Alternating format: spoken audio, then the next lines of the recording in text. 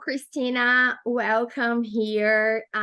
It's really nice to have you here to introduce you and what you do to Brazil. So we are really happy to have you here with us. Yes, thank you for having me. I'm so excited to be here and just share all the things that I do over here in Florida. Yeah. So for the ones who does not know, I knew Christina because of Polly that I have had recorded with.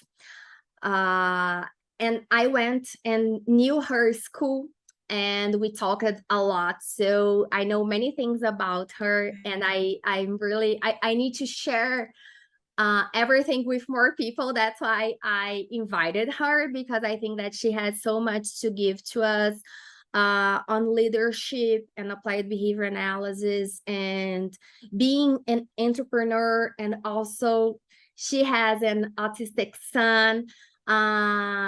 So we have a lot to cover and a lot to talk about.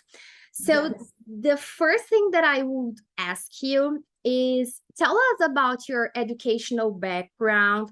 What did you do as your bachelor's degree and your master's degree, and how you end up in applied behavior analysis? Yeah, absolutely. So my bachelor's degree was actually in human services, youth and family. So like the social work realm. I always had a passion to help kids in some capacity. I have a background in my family of addiction, and I just always had this desire to help kids in those same type of situations. So when I was working on my bachelor's, Vini was about 3 years old. At that time, he wasn't diagnosed with autism yet, but he was diagnosed with a pervasive developmental delay. He's 16 now, so back, that many years ago, they waited a little longer to diagnose. But he ended up getting the diagnosis towards the end of my bachelor's degree, and he started ABA. I was looking, he gets this diagnosis, and I'm like, okay, well, what do I do next, kind of thing, because he was in speech and he was in OT, and that was great. He was going to a neurologist that was working with him on some different things, and all of that was great, but the game changer was when he started ABA. And I truly just fell in love with it. I'll never forget the first time his behavior analyst came over. He just kind of asked me the basic background questions, like where are my areas of concerns and things like that. And he had said, well, let's start off with getting him a visual schedule, because that'll help him prepare for what's next and this and that. Well, he leaves and the week goes by and I'm like, okay, I need to make a visual schedule. I took it as, you need to make the visual schedule. So I go, and at this time, his dad and I are divorced and he's between both places. And I'm like, well, if he's going to have a visual schedule at my house, he needs to have it at his dad's too. And I went and I laminated all these PEC pictures, and I got like a magnetic whiteboard and had like the days of the week. And so the next time the behavior analyst comes to my house, he's like, so did you figure out what you want the routine to be? And I like pull out these two like whiteboards. What? And he's like, I'm just gonna do that. Like in the next week, you were already like, well, get it going, it sounded like such a great idea. And that was when I kind of was like this light bulb of like, maybe this is what I need to be doing. And I knew I wanted to get my master's degree. And so I just kind of switched to ABA at that point. I was right at the end of my bachelor's, so I finished that out, and then I went and got my master's in applied behavior analysis. So that is how I got to where I am in the field. There's not really much else as far as my educational background. I did online school. I didn't go to some great renowned college, so I don't have a huge story like that, but I had to do the working single mom thing and in school. But I loved my time in graduate school working. I worked in ABA. I ended up becoming, at that time, it wasn't an RBT, it was a behavior assistant, and I wanted to work with all types of kids, because I didn't know what was my niche. Is it teenagers? Is it like I worked in group homes with teenagers? I worked with the little ones, and I truly loved it all. At that time, I feel like my wheelhouse was more like early intervention. But now that Vinny's a teenager, I love teenagers too. So it's almost like my wheelhouse has been where Vinny's at in his development.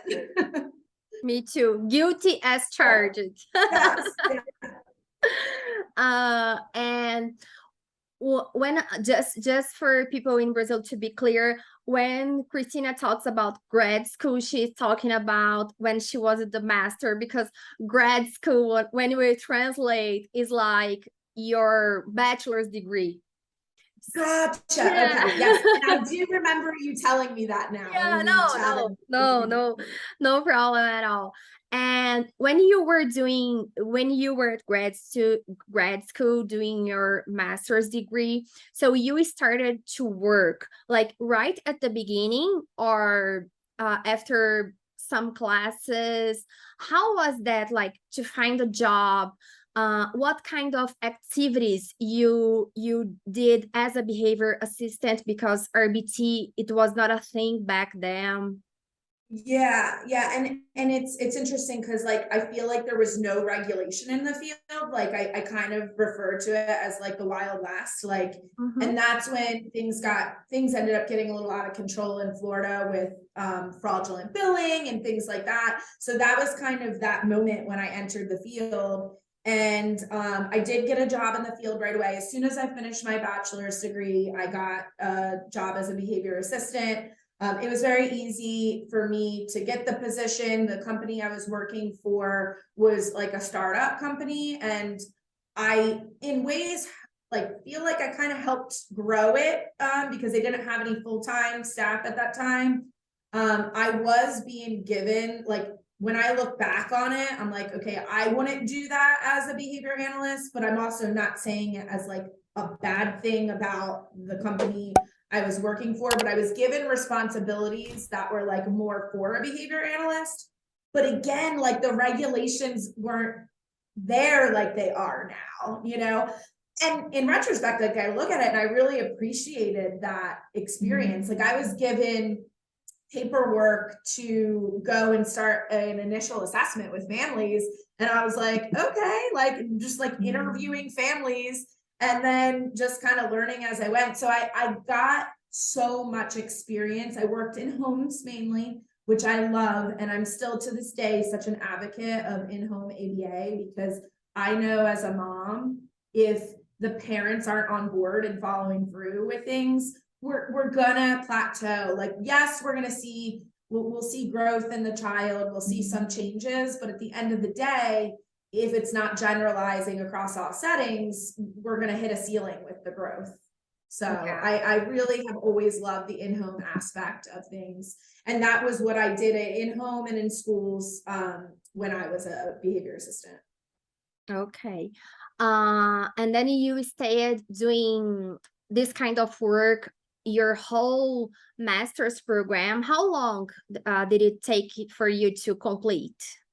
It took me right around 2 years. I think it was like just like exactly 2 years. I was like on a fast track, like gonna get it done. Yeah. I was motivated to be all done with school and, get my career started for sure. Yeah. And then you stayed doing the like almost in the same job during all this period.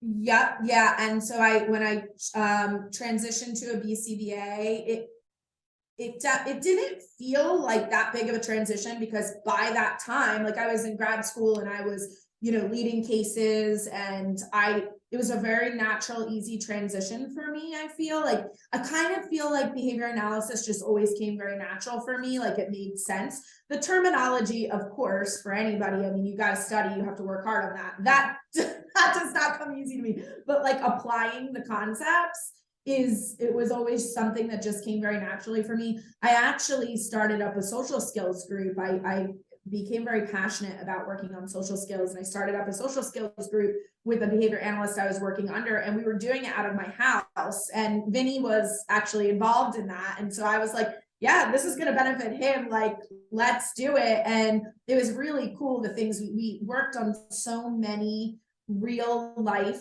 skills with these kids. I actually told you, and I know you recently did an interview with the Lego Yeah.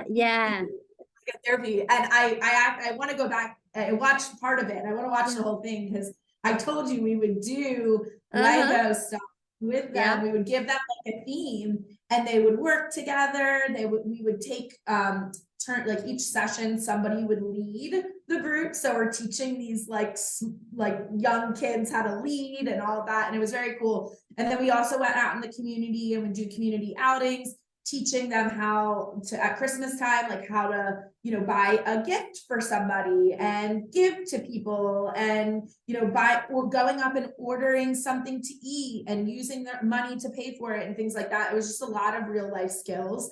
And again, that is the type of behavior analyst I am. I'm not a clinical analyst, and my company is not clinical. I always like stress that because I'm just I'm very, very passionate about it being real life, because at the end of the day, that's what this is about. Like, we want to improve the quality of life of the children and the families. Yeah. So, you know, you got to focus on that real life stuff. Yeah, but my audience, they are all like that, like us. That's why we connected so much, because and that's the spirit of all of our students and people who trust us to learn about ABA. That's the kind of stuff that they like to do. They're not into research and doing papers like we said when we were together. Each one has your job in the world. Each one will do something, and they are all important. We need the research to use it in our practices. That's really important, but it's not our thing. Right. Yeah, it's not me. And you know what? There's people out there that are excellent at it. I love that for them. Yeah. It's not our thing. Yeah, that's for sure. And how you ended up, because today you have a school that it's Bumblebee Academy, and you were also have do you call a clinic or an agency? Because I know that it has both. I don't know how you refer to yours, so let me ask you. No, absolutely. So like, I'll say I'm an ABA agency owner, and I don't call my like facilities clinics, because I want to keep that word away from like, this way everybody knows like we're not clinical. And that goes for attracting staff too, to my team. Again, there's nothing wrong with a clinical analyst. I'm very transparent that we're not that. And I've interviewed analysts that I just know aren't going to be a good fit for my team. And that's okay, because they can go to a clinic and help. But anyway, we call them centers, is just what we call them. And they're very much set up like a preschool. It's basically mainly early intervention. I am starting a teen mentoring group that's going to be all geared. The room will be set up like kind of loungy and, you know, for teenagers, so it's like cool. But our centers are very geared towards that early intervention age, and we just really run it like, yes, there's individual sessions happening, but there's also a lot of collaboration with the other RBTs that are there with their clients. So it's like the kids are getting that individual one-on-one therapy, but then they're also getting the social skills aspect of it as well. Because there's just endless amounts of things to work on in early intervention. So many of these kiddos, they struggle with turn taking. So it's so easy to cultivate this environment for them that's very natural. Even though they're coming to a center, we can set it up that it's very natural. So it's able to generalize over in home and in school much easier than just doing like a lot of DTT and stuff like that. Yeah. And that is the center, not the Bumblebee Academy. We will talk about Bumblebee Academy, but the center. So what do you have at the center? You have the model of, you have BCBAs and RBTs, and then you have on set, like at the place, the therapy, and you also provide in-home therapy? Yes, and we also go into schools. So we're all over the place. It can sometimes make it very challenging for schedules, especially when it's like the shift to the summer and the shift. But again, it comes back to this is what worked. Like this is how we see the progress we see. You know, I know there's agencies that just want to keep it a clinic-based thing. And again, I understand that. There's a place for it. I just love the all environments approach. Mm-hmm. And then you have the model that it is insurance paid. So you need to have the credential with the insurance. Could you just tell us a little bit more how it is in the United States, since here we have different models. So I always like to talk about this when I talk with you guys in the United States. Yeah. Yes, so insurance is it's a lot of red tape. Not easy. Yeah, it's not easy, but it's necessary because families just can't afford to pay that out of pocket. Most of them, like the majority, it will be insurance, right? Insurance, yes, yeah, it will. And you know what? So I'll start with like the basics of the credentialing process. So when I first started Piece of the Puzzle, which is the ABA agency, I was only credentialed with Medicaid. That was like an easier one to get credentialed with, but I knew I needed to diversify my funding. Like having all your eggs in one basket, it's scary because if that's cut off, then what are you going to do? So I taught myself the credentialing process. I was like too cheap to hire somebody. I'm like, I'm doing this on my own. I can figure this out. And so I just figured out all the credentialing on my own. And I first got myself credentialed. And now we're credentialed with like all the major insurance companies. And if we ever have a family that comes to us and we're not credentialed, we don't turn them away. We just tell them like, get on other wait lists and we'll start the credentialing process. You know, like we have a wait list anyway, but we'll start the credentialing process right away so that by the time, you know, we do have somebody that can service them, we are credentialed and ready to go.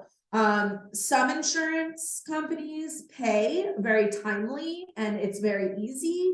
And others, it's like chasing money down and it's like a full-time job for somebody to just track down, because they'll just deny claims for things that don't even make any sense to why they're denying it. And then a lot of times you can't just like fix it in the portal. You got to get on the phone with somebody and then you could be on the phone for, you know, X amount of time. And yeah, so it's definitely, and there's a lot of learning. And I made a lot of mistakes. My first year in business with billing, I got a CPA my second year in business, towards the end of my second year in business. And she went back and like did some reconciling. And she told me that I lost $54,000 my first year in business. I was like, okay, it's all right. It's a learning lesson. So, you know, it was, there's a lot of learning that came along with it, but I feel I'm very confident now in billing. And I love that I went through that learning process because I'll always have billing in-house. It's a scary thing to me to just trust somebody outside, not knocking any billing companies, but like, what if they have somebody doing it that's not super competent and then I have an audit and then I'm told I have to pay back thousands and thousands of dollars, you know? So I much rather prefer keeping it in-house. And I do quarterly audits now. I don't do my billing anymore. I have somebody that's doing that, but I do quarterly audits and spot checks on like session notes. Cause that's another thing. If you get audited and your staff's notes aren't detailed enough, they can say, well, you need to pay that money back. So there's just a lot of regulation as far as that goes. And to just even get services started, you need to have so much stuff from the families that they have to go to like neurologists or psychiatrists, psychologists, and they have to get a whole written up report. Whereas it used to be just like a script on a piece of paper saying referred for ABA, but now there's a lot more things involved. One of our payers actually cuts, if you're not diagnosed with autism before, I believe it's age 9, you cannot get ABA services, which is like crazy to me because, and it happened to a client of ours that was diagnosed at age 10, and the parents had one insurance company, and then it switched to another one. And when it switched, they're like, sorry, he was diagnosed after 9, we're not covering it. And we had to just stop services. And that for me is just like heartbreaking for the child, for the family, you know, but at the same time, this is a business and I have to pay people to give the services. It's probably one of the most challenging things for me when I have to like either stop services or just tell a family like, sorry, your insurance doesn't cover this. Like it just shouldn't be like that. Okay. Yeah, I can't even imagine. Yeah. And how many hours it usually covers? Like the last, I know that it will depend on the referrals. I don't know, what do they base on to, because here in Brazil they are based the amount of hours that they will pay is the amount of hours that the doctor asked. So Gotcha. here the doctor has the saying, the superior saying that it's not always a good thing, because it's a lot of power for just one person. Yes. So it's not a good thing for both parties, for the users and the insurance. So how does that work? Like the least amount of hours and the most amount of hours? Yeah, so we determine what we request from insurance. So once we get all the paperwork from the parent, which comes from the doctor, which is really just a diagnosis, like an evaluation of their, you know, overall Like behaviors, medical, all general. that. Yeah. And then we submit that to insurance. They give us the approval to go ahead and start the initial assessment. So then we complete that. And we, as the BCBAs, make a clinical recommendation of this is how many hours we recommend. And we can do up to 40 hours a week. And then you go ahead and submit that. And like early intervention kiddos almost always get approved, no problem, high hours. But a lot of times they, you know, have language deficits and there's just a lot going on. But if you have a kiddo that maybe doesn't have a lot of problem behavior, but has a lot of skill deficits, it's very hard to get coverage in general for them. Like it's almost like insurance just looks at problem behavior, which ends up forcing, I feel like providers like other BCBAs to maybe, you know, add on to what's happening or like exaggerate because they're trying to advocate. And again, like it shouldn't be like that. But just because a child's not tantruming or hitting people or running out the door eloping, they could still have so many skills that they need to work on. And, you know, you and I have talked about this with our own children, you know what I mean? It's like it's not like there's all this problem behavior happening, but I'm working on skills with Vini every single all day. the time. Like, Yeah, all the time. a lot to teach. Yeah, there's a lot to teach. And so that's definitely a barrier that we're up against. And then what else we deal with is, so every 6 months we go through a reassessment. And so we submit all of our data, you know, a clinical recommendation again of hours, and many times, especially with the state Medicaid, like that's a state level insurance, they'll just slash the hours and they'll just all of a sudden they're cutting down hours. And so it gets parents very anxious. There's just a lot around it because these parents like some of these kids have to have somebody in school with them or they're going to get kicked out of their school. You know what I mean? And when the insurance is slashing the hours like that, it just stinks for the families. Yeah. It's a journey. It is not easy. And so you hire some RBTs to work.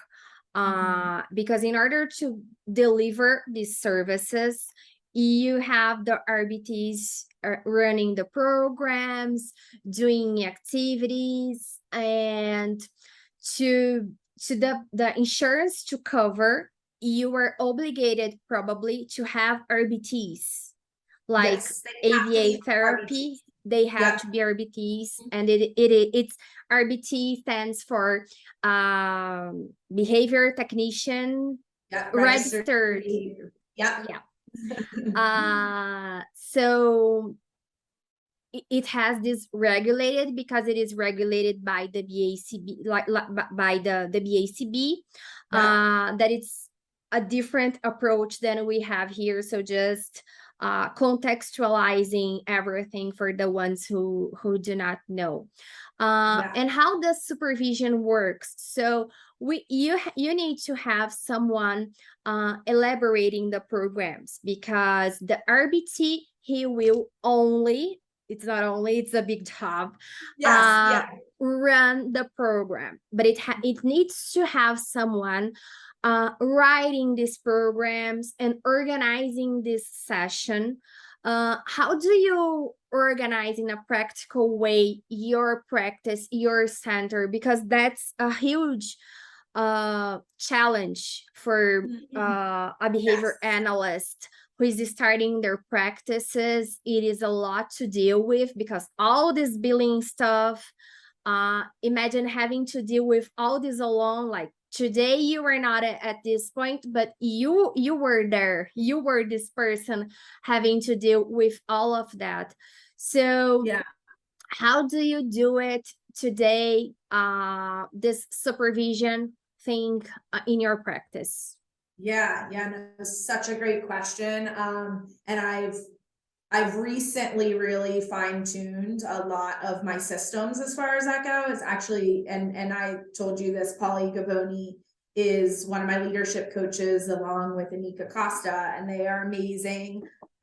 They've really helped us hammer down a lot of systems to ensure that there is quality across every provider in the company. But we have, in addition to, we hire RBTs who are already registered behavior technicians. We also hire people, and this has really been a game changer for us in attracting more people. So we created a position called a technician assistant. And basically what that is, it's only a 30-day position. It's meant to get them to be an RBT. But we have our own in-house 40-hour RBT training course that we use through, it's actually through Central Reach. And we assign that to them. They chip away at that. They're on like a schedule of, they have to have it done at a certain time in their training period. And then they also get hands-on training with we have a trainer in the company. We call her position as our employee success coach. And then, so they'll train with her, but then they'll also shadow other RBTs. And this is paid. It's not paid a lot, but it's paid training basically. And we have a very, very systematic approach to what we work on. We've created our own training videos that live, it's called Central Reach Institute, and it houses all of our trainings. So we've had like RBTs in the company, some of the BCBAs did a lot of role play and stuff. It was actually like, I really enjoyed watching these videos come in that they were doing, because like I saw they were really having a lot of fun with it. So that made me happy that it wasn't just like this chore to them. And I've seen technician assistants watching these videos and like smiling. So you can see that the information is really clicking for them, because it's not just a module, the computer just talking at them.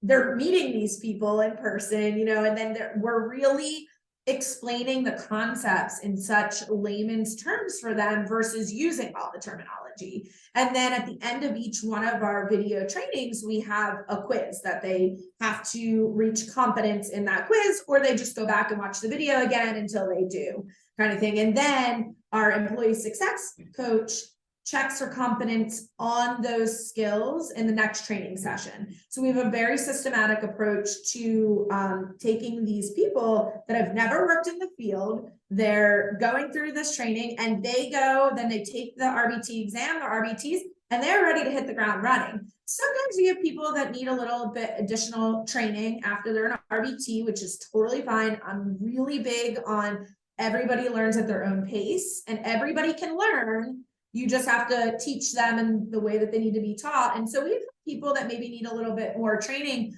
but we've had 100% success rate with people passing the RBT exam since we've started this, and just being able to eventually get to where they have their own caseload.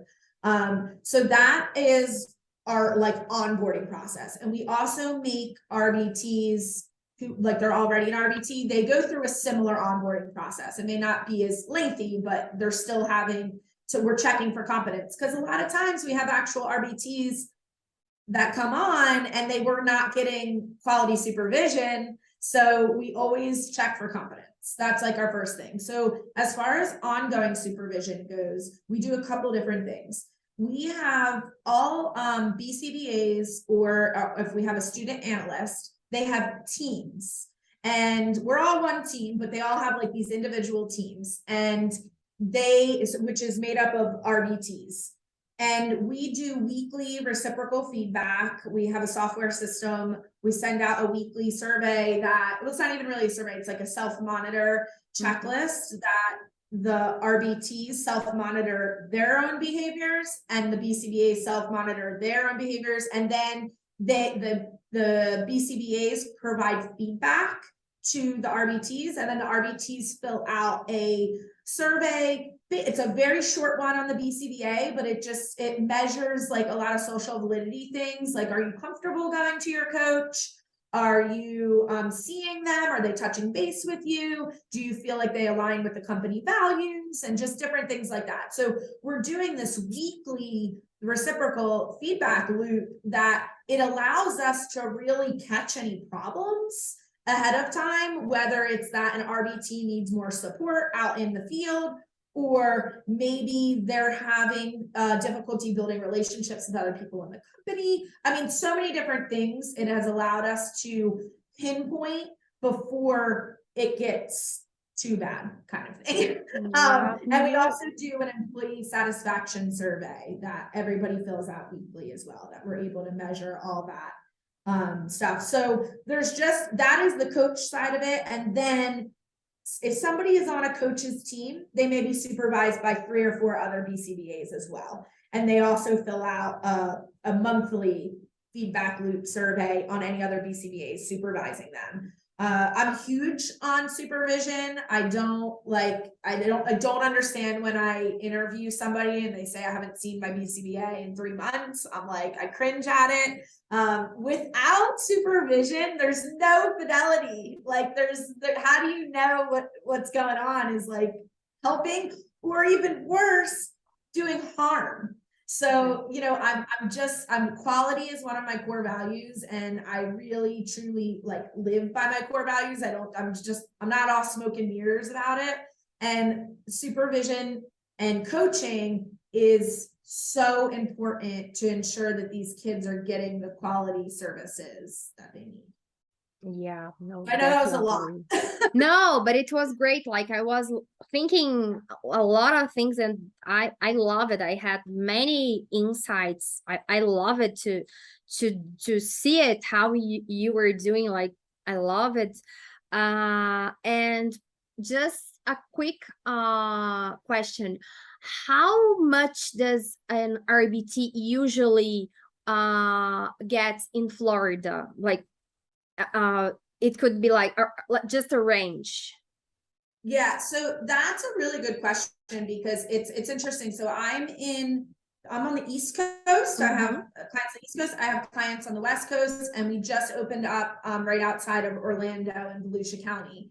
And it's interesting because the pay where I live in Indian River County, it's like the Treasure Coast of Florida, and St. Lucie County is where we're at. It's much more competitive. There's a lot of companies that are offering $27 to $30 an hour, which is astronomical. I have no idea how they're doing it, and providing supervision. How they're providing supervision, because there's so much, like, supervision costs money, training costs money, you know, so that is, you can go to a company and make that, but you're probably not going to get much support. You're going to probably just be kind of thrown on cases and out there to fend for yourself. So we start, if we have like a technician assistant who just got certified, they may start at like 17 an hour, but I also quickly move them up, and my max pay right now with the size that I am, is $20 an hour, but I also have RBT leadership positions. So that's how I structure my company. If you want to make more than $20 an hour, the sky is the limit. It's I kind of put it back on everybody on my team. If you want to grow, you will grow with me. Bring me an idea. Like, we have somebody right now in RBT that's getting really into planning community events. Like, that can turn into a position for her, you know? And it's just like, I'm big on telling my team, like, you don't necessarily have to go to and get your master's degree and become a behavior analyst to move up in this company. I had an RBT that ended up becoming the director of Bumblebee Academy, you know? So there's definitely, I always try and think outside the box and ensure that the people on my team feel like they have growth versus just raising up rates on paying. That's going to put you out of business, or you're going to have to do something to figure out, you're going to have to cut out supervision, because you can't maintain paying an RBT that. I know what insurance reimburses. So when I see these rates on Indeed, which is, you guys probably have some sort of job hiring website over there, but it's, I'll see these rates and I'm like, so I always say, I'm not competing with anybody. We have a really unique culture at Piece of the Puzzle and at Bumblebee Academy, and I just stay true to the quality. And if people want to join our team, we're here, you know? So that's just kind of how I use it. And when you told about supervision and about reimbursement, that's a really important topic to cover about. So the insurance covers a certain amount of supervision. How is this organized? For example, I have a child and he has 10 hours of ABA therapy that will be covered by the insurance. How is it? So it will be 10 hours of an RBT service plus supervision, or inside these 10 hours, you as an owner needs to organize it, how you will do it, because you will only get paid for these 10 hours. So that's a really good point, because here is really different. And I know that the United States and the insurance and the providers, you guys are doing this for a much longer time than us. So many people, they have doubts on this topic. So if you could just tell us the specifics on this. Yeah, absolutely. So with state Medicaid, they pay for 0 supervision.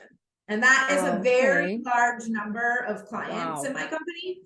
And that's where, that's why I work so hard to like credential all of my team members with all insurances, so that we are diversifying our funding, because commercial insurances have recently, and when I say commercial insurance, that means like the more private insurance, like Cigna, not by state.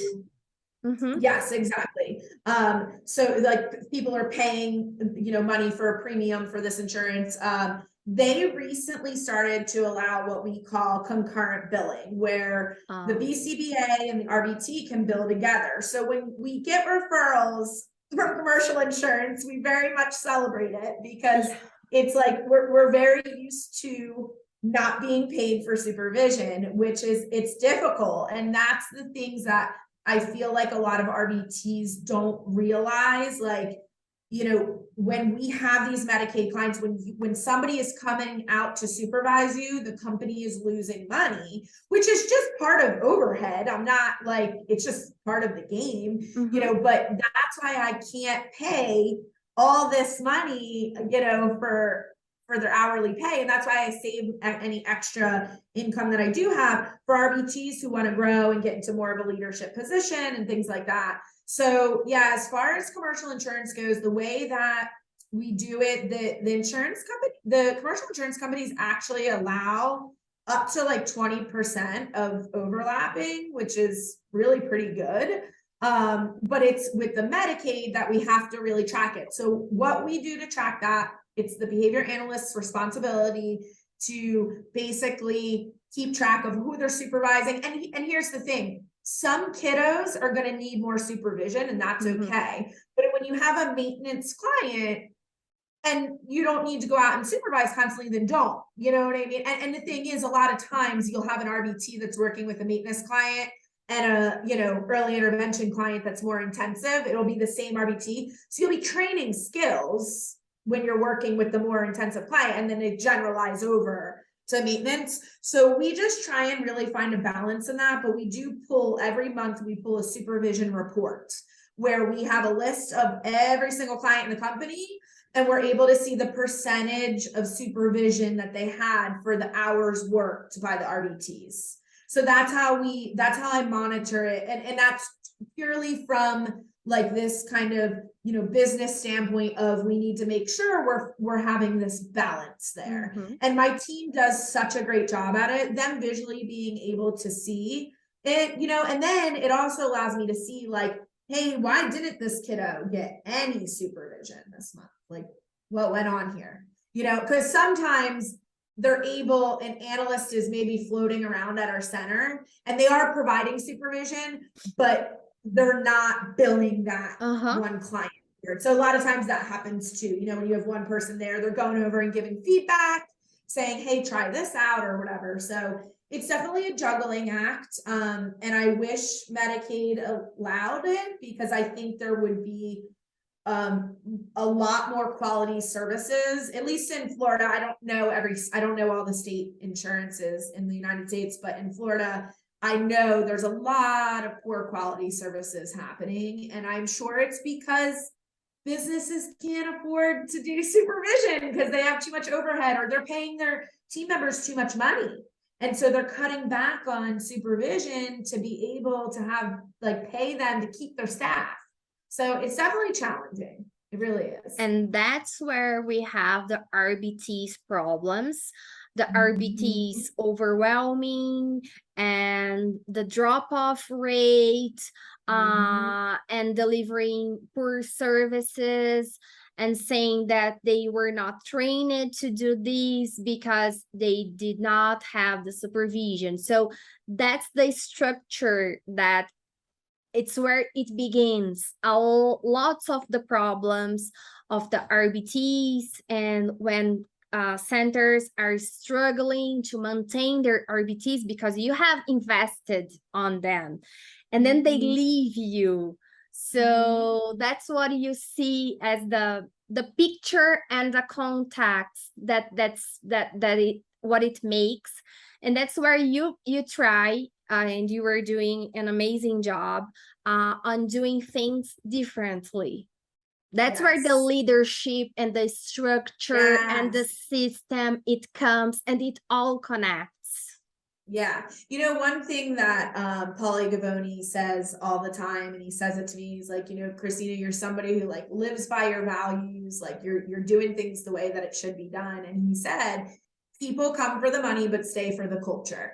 And we don't have high turnover. I used to have high turnover. I am by no means saying I've had this all figured out all along. I made a lot of mistakes, and I used to have a lot of high turnover, but that's all part of the learning process, and just being able to self-reflect and say, what am I doing wrong here? Like, clearly it's a me problem. Like, I got to figure this out, and I need to, whether it's, reaching out, hey, Paulie, will you be my coach and help me out over here? And him and Anika coming in and helping me. But this so has costs for you. So we need to say it, that because you were, of course, that you were investing, but right now your company is having to pull some money off, and so it is difficult, because you have to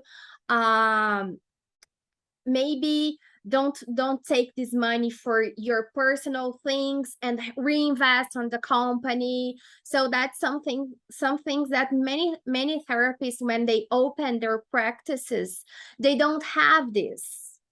Yes, 100%. And I have the mentality that everything right now, I want to scale and grow. I want to be able, and I don't want to scale and grow so I can have tons of money. That's not like my why, like, of course I want to have a retirement. I want to live a comfortable life, but I want to scale and grow because I want to be able to help as many families as I can, give quality services, and provide a really good work environment for my team members. Like, those are my two passions. And in order to do that, you have to invest in your company, and you have to constantly be willing to self-reflect, be self-aware, learn, take feedback from others, and not act like you know it all because you're a agency owner. There's a lot of owners of companies that may be very successful as far as you look at their books, but they're really bad leaders.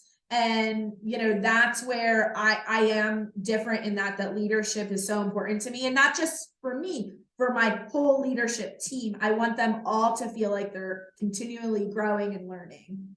Yeah. And we need to highlight that, because this is not taught in ABA Nope. schools, in master's programs and things like that. Like, I like entrepreneurship, you too, other thing that connected us, but most people, they are not like us. Right. So we need to be in touch with that, to have the result of a quality of services provided. So that's like Absolutely. a huge thing. It's not something like, oh, we're thinking just about money. No, we are thinking on quality and having a healthy business.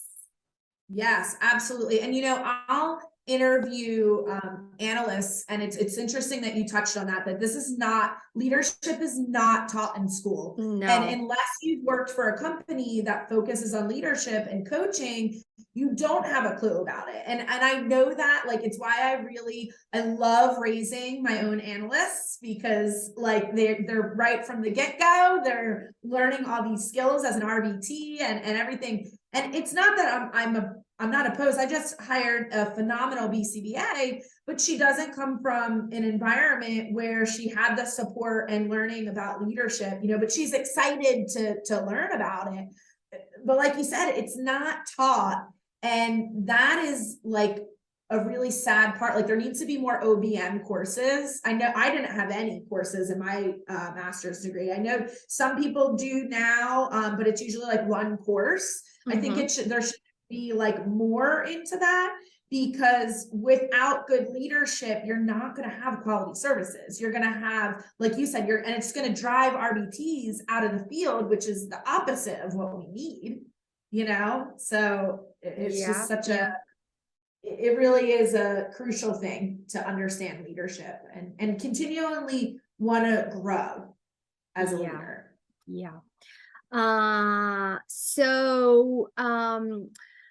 What about Bumblebee Academy? Because you have your foot in two in two spaces. One that it's provide ABA therapy, and the other one is educational. So what is Bumblebee Academy? Who is it for?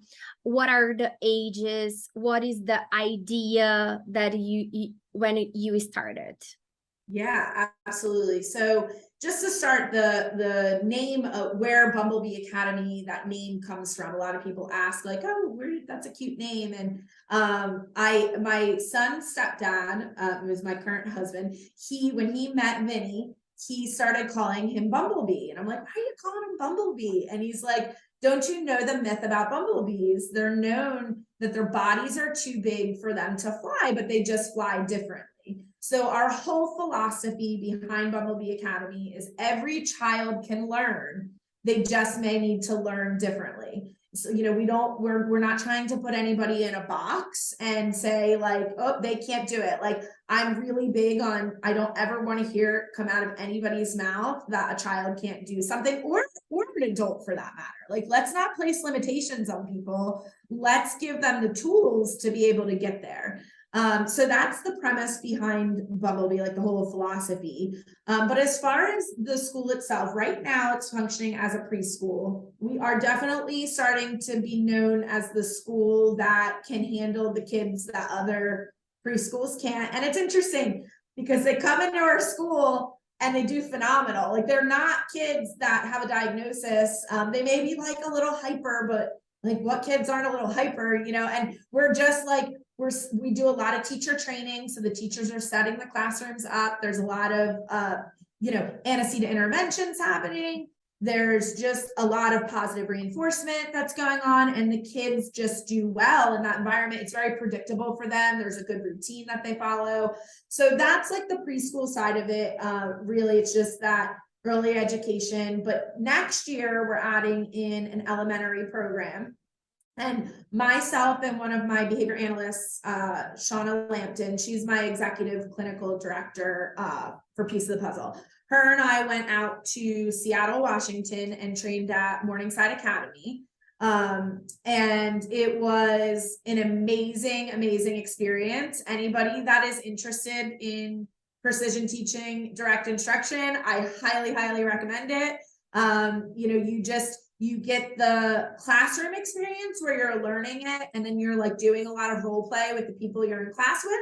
And then you get to go into their classrooms and apply those skills, which was such a cool thing for me. Like, I was very nervous. I'm not an educator. I'm not a teacher. I am a behavior analyst, and Shauna has education background.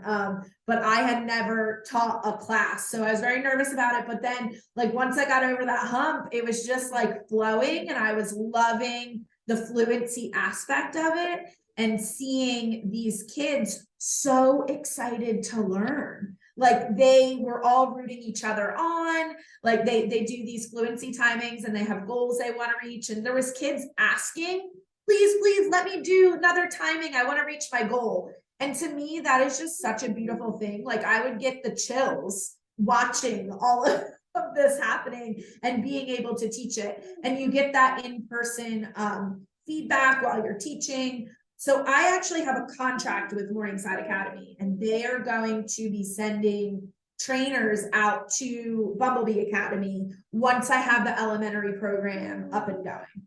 So that is the premise. Just a little guy that came here to show me. Hi. No, can I show? Posso mostrar? Oh, he just printed. It is Benicio. Oh, come say hi. Oh no, he's angry because he was printing something at the 3D printer, and it did not went well. So he's sad about that. He's sad.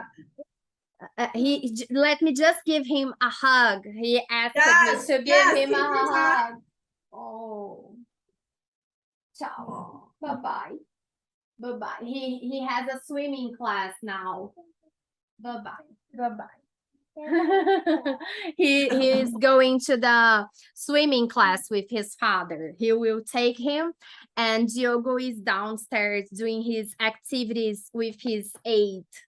And Benicio always come here, but today he doesn't want to appear. Sometimes he comes and say hi, but today he's not in the mood because of the 3D printer thing. Yeah. And at the Bumblebee Academy, you will have elementary school. You have their kids. Could be neurotypical, like it is part of a general educational setting, right?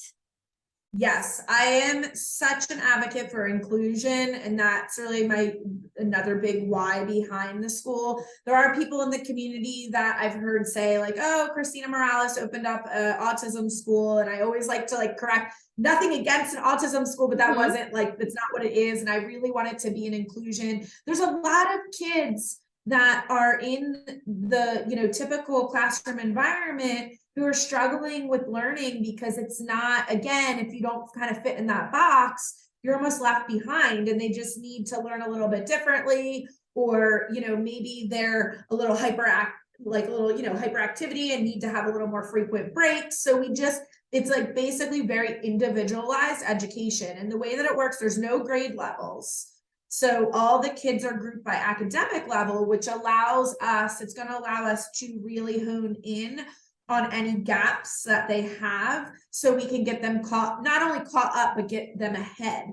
And we may have parents that just have their child with us for a year, maybe 2 years, and then they integrate them back into the public school. But we would want to get them ahead if they integrate back into the public school, so that they're able, because that would be such a huge transition for them back to that very fast-paced learning and needing to keep up. So that's the whole premise behind it. And we'll have kids ranging from that kindergarten to, they really could end up being somebody who should be in 6th grade, but maybe they're not there academically, because again, we don't do it by grade level. And when you have elementary, it will be the same idea? Yes, that's the idea of it. The elementary, it'll just be grouped by the academic level. And so, for example, if a child, you see it all the time, some kids are like math whizzes and they're very high when it comes to math, but they really struggle with like reading comprehension and writing. So we're teaching them on their level in math. So they're like being challenged and continuing to grow in math, and meeting them where they're at in their reading and writing, versus just saying, oh, you're in 2nd grade, this is the level you should be on across everything. So it allows us to really individualize the educational experience for them. So you will be having kids until which age when you have elementary? So I believe, I'm so bad about ages, I believe it's like 11 you go into 6th grade, 11, 12 year, but again, we may have like a 12-year-old there too. Yeah, so it just depends on where they're at. I am in the process of starting up a 3rd business. Like no, crazy. I can't. But at what time? I want to start, and I want to do this for Vini, because I homeschool him, and I feel like the missing piece I have for him is that social side of things, and being able to like make friends and just be a kid. And so I'm starting a teen mentoring group, and I'm getting a lot of basically the community is asking me to start a homeschool, middle school, high school co-op. So I'm getting a lot of requests for that. So I'm going to probe out a summer program that will look a lot. It'll be like academics in the morning, where they come and they bring their homeschool curriculum, but it's a place they can come. Like, so if you have, a family that really can't be home, they have to go to work, but they can't find the right setting, like the right school setting for their child, and their child's able to do their homeschool curriculum, they can come to our facility, do it. I want to have in-house tutors for kids that need that extra support. And then we also work on life skills with them and social skills and all of that. So that's the next kind of project that I'm working on. And I'm really motivated to do this because I want it for Vini. Yeah. I feel like everything I've done is because of him, but he hasn't totally gotten to benefit. Yeah. That would be his chance. That stage by the time I start, because he's always my probe. So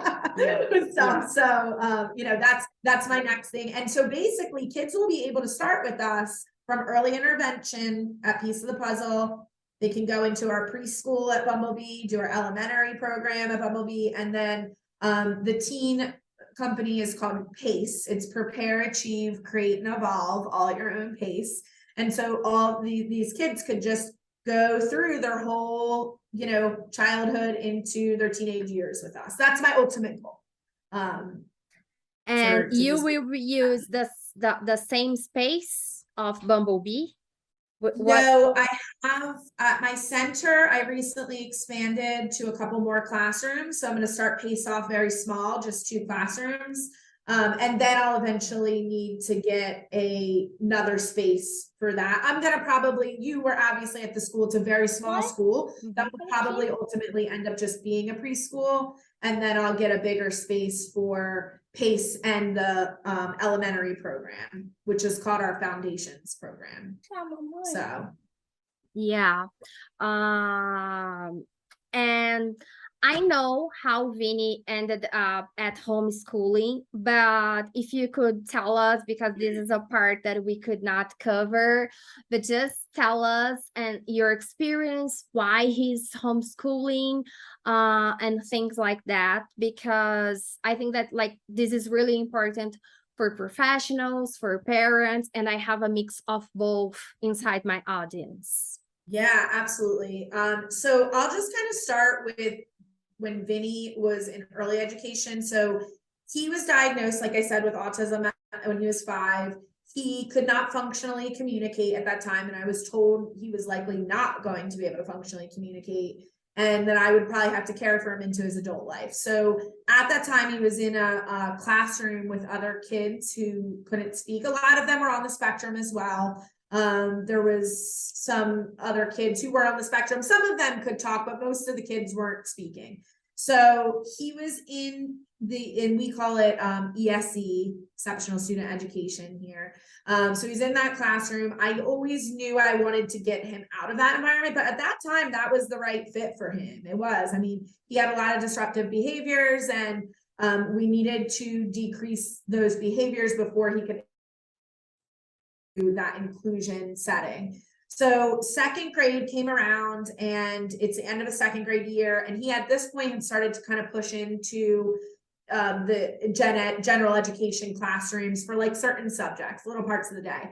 Well, he was starting at this time, he's starting to be able to communicate more with me, and he was telling me he didn't want to be in the classroom anymore with the kids that couldn't talk. He wanted to be in, because he now had exposure to that, and he was really doing well with it, and he wanted to be in there. So I fought tooth and nail with the school district to get him into gen ed classroom. There was definitely a lot of pushback, people not thinking he could do it, but he sure proved everybody wrong. My only goal for him his first year in that general education setting was just to get through his day. I didn't care about his grades. I didn't even want him to know what grades mean, because I just wanted him to be able to learn to socialize and integrate with typically developed kids.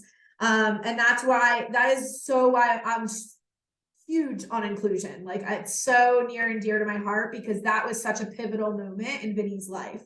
Had I not fought for him to get out of the ESE classroom, I don't know what his life would look like today. So anyway, COVID hits. He's doing well in school. He's not doing really well academically. He definitely was still struggling academically. But he was doing well socially, and he was getting through the days. Very few and far between meltdowns that he would have at school. And if there was one, it was because of some massive change in his day. And he did a really good job of coping. Like, he would go into the bathroom to get upset, and he would calm himself down. And then he would tell me when I pick him up, and it like broke my heart knowing that like my son is like hiding in the bathroom, you know what I mean? But like, he was so incredible that he knew socially it wasn't appropriate to kind of have that meltdown in the classroom. So anyway, COVID hits. Very worried.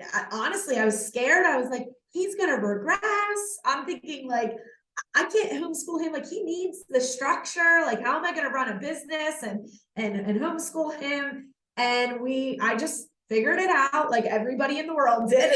And then when the world opened back up and schools were back in session, he said to me, "Mom, I want to stay homeschooled."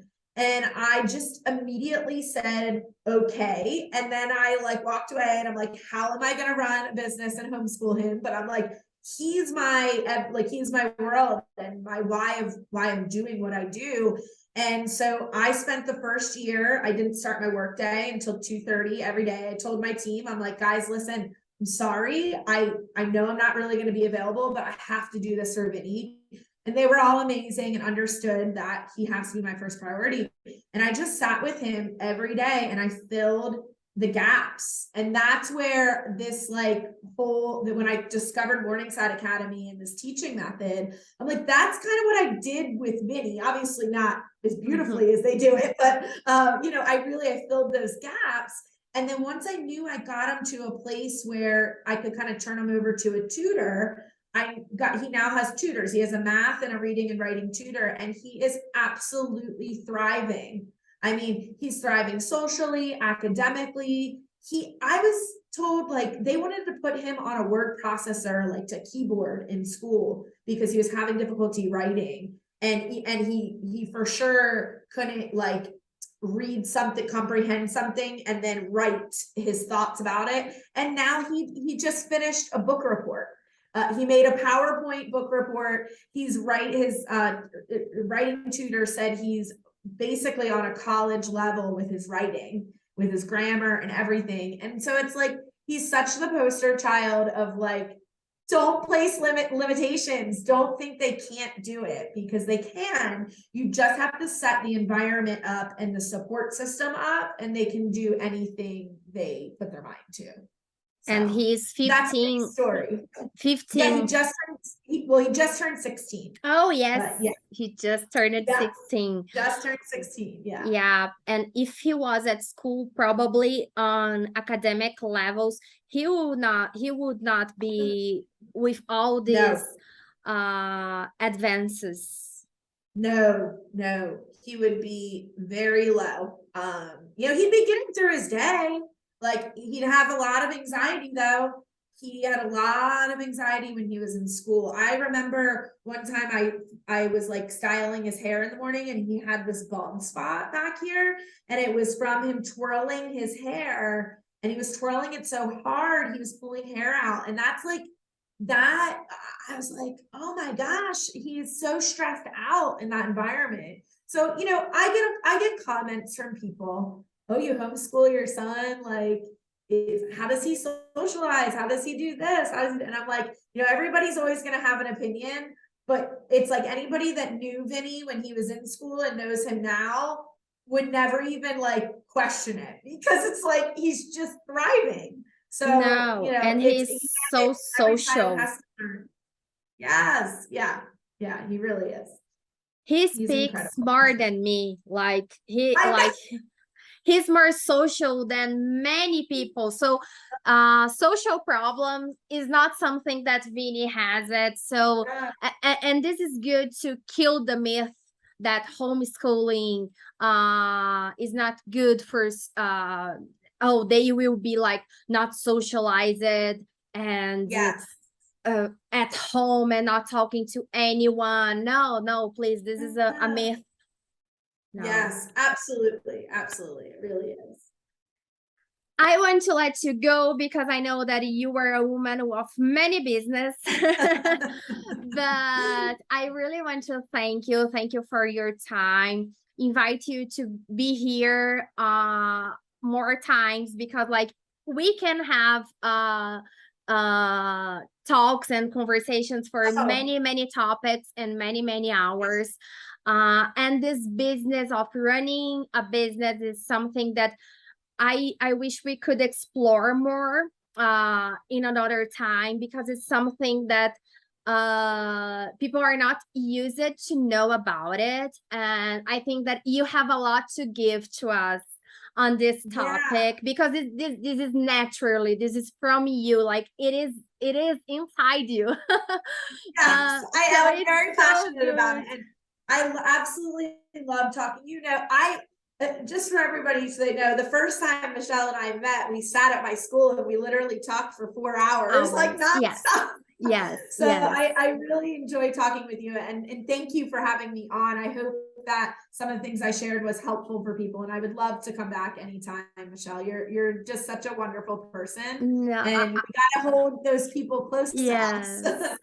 And I will share with you the feedbacks because I'm sure that they will love it and they will have many insights, especially the ones who has clinics and practices, because here we call clinics, but it is the same, just a word that is different. So I know that it will be like great, and they will have many doubts and things, and so I will reach out to you for feedbacks and for us to record other times. It's not a next time, like other times. And I can squeeze into your schedule. There is no problem. I will always make time for you. Oh, thank you so much. I hope we can be together in person soon. We will. Yes, absolutely. Thank you, Michelle. Thank you. Have a nice afternoon. Yes, Bye-bye. you too.